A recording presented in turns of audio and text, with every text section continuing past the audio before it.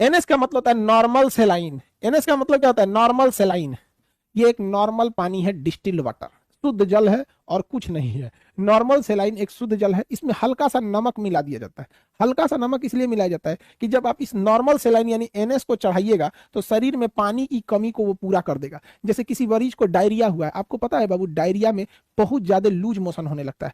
हैजा में पता कीजिए, हैजा यानी कॉलरा में लूज मोशन के साथ साथ उल्टी भी होने लगता है। शरीर का सारा फ्लूड यानी पानी खत्म हो जाता है। शरीर का पानी खत्म हो जाता है, शरीर नहीं उठता, इसे एकदम थोड़ा भी शरीर उठ भी नहीं करेगा, शरीर नहीं उठता है। अब ब्रेन को तो सोडियम की कमी हो जाती है, तो क्या चढ़ाया जाता है? Normal saline. नॉर्मल सेलाइन में चुपचाप एकदम शुद्ध जल होता है और हल्का सा नमक होता है। नमक एंटीसेप्टिक का भी काम करता है। नॉर्मल सेलाइन का काम और भी होता है, जैसे कहीं कट गया है, डॉक्टर के पास जाइएगा तो पानी से नहीं धुलता है, वो इस नॉर्मल सेलाइन से धुलता है। क्योंकि किसी के हैंडपंप का पानी शुद्ध आता है तो किसी के हैंडपंप का पानी खराब आता है, तो क्या बिस्लरी से धोने वाला है, वो नॉर्मल सेलाइन से जोड़ेगा। तो नॉर्मल सेलाइन में शुद्ध जल होता है, हल्का सा नमक होता है जो एंटीसेप्टिक का भी काम कर देता है। तो ये होता है नॉर्मल सेलाइन। ये नॉर्मल सेलाइन किसी मरीज को चढ़ा सकते हैं। शुगर के मरीज को चढ़ाने में सबसे इजी होता है नॉर्मल सेलाइन, क्योंकि शुगर के मरीज का पता चला शुगर हाई है और आप उसको ना ग्लूकोज वाला पिला दीजिएगा, वो उसका शुगर एकदम हाई हो जाएगा, वो बहुत सीरियस बीमार पड़ जाएगा, बचने की जगह मर भी सकता है वो। तो नॉर्मल सेलाइन किसी को चढ़ा सकते हैं। यह शुद्ध जल होता है, एक्सीडेंट के बाद घाव धुलने के काम में आता है। इसमें पानी और थोड़ी सी नमक की मात्रा होती है और इसमें कोई दिमाग नहीं लगाना है, नॉर्मल सेलाइन होता है। समझ में आ गया कि नहीं आ गया? नॉर्मल सेलाइन होता है, सस्ता मिलता है, आधा लीटर मिल जाएगा आपको 30-35 पे। अब कितना का मिलता है अब ये दुकानदार समझे लो, बहुत सस्ता मिलता है ये तो। हमको लगता है नॉर्मल सेलाइन 20-25-30 तक, 20 से 30 में आ जाना चाहिए। अब डॉक्टर लोग कितना में देता है अब अलग बात है वहाँ पे, लेकिन आ जाना चाहिए। इसमें एमआरपी लिखा है 19 रुपया। ना ना, 19 रुपया ना लिखा है जी, मैन्युफैक्चरिंग डेट है वो, 95 रुपया लिखा है, 19 रुपया नहीं है। वो महंगा आ जाता है, सस्ता पड़ता है 30-30 रुपया ही पड़ता है, बिकता भले 100 रुपया है। बिक देखिए, हम बिकने वाला रेट नहीं बताएं जी, यहाँ पे 19 रुपया नहीं लिखा है। अप्रैल 2019 लिखा था, हमको लगा 19 रुपया में कहाँ से दे दिया। 95 रुपया लिखा है इसके ऊपर। 95 रुपया लिखा जरूर है, लेकिन दुकानदार को ये पड़ा होगा 30-35 रुपये में। डॉक्टर के दवाइयों पे सबसे ज्यादा मार्जिन है, सबसे ज्यादा। अच्छा, वहां कोई मोलाई भी नहीं करता। दुकान पे जाइएगा, अगर 95 रुपया हुआ ना, या सीधे मान के चलिए 98 रुपया हुआ, तो आपको 100 रुपया ले लेता है।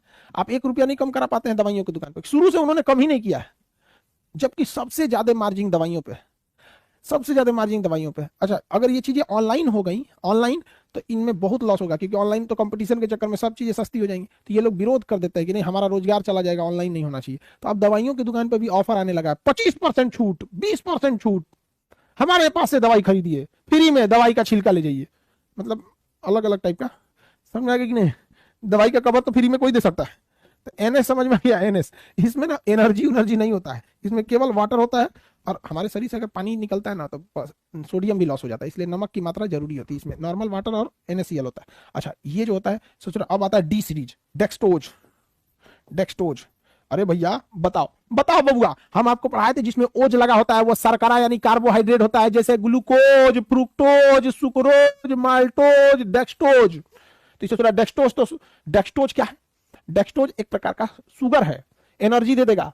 समझ में आ गया? तो आपको एनर्जी चाहिए तो आपको डी सीरीज का डेक्सटोज चढ़ाना पड़ेगा। इसमें 5% होता है तो D5 बोलते हैं, 10% होता है D10 बोलते हैं, 15% होता है D15 बोलते हैं, अलग अलग। देखिए, D5, D10, गलती से भी शुगर के मरीज को मत चढ़ा दीजिएगा, क्योंकि अगर उसका शुगर नॉर्मल है तब तो कंट्रोल हो जाएगा, और बहुत ज्यादा अगर शुगर हाई है और आप उसको चढ़ा दिए क्या चीज, D5 लो बबुआ, डेक्सटोज लो, सुक्रोज लो, फ्रुक्टोज लो, लो लो, दिक्कतें हो जाएगा उसको।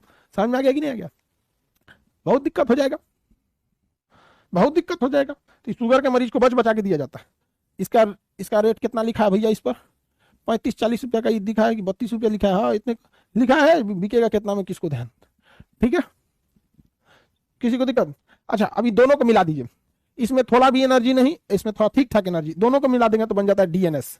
डीएनएस दोनों को मिला देते हैं तो डीएनएस बन जाता है, डीएनएस बन जाता है।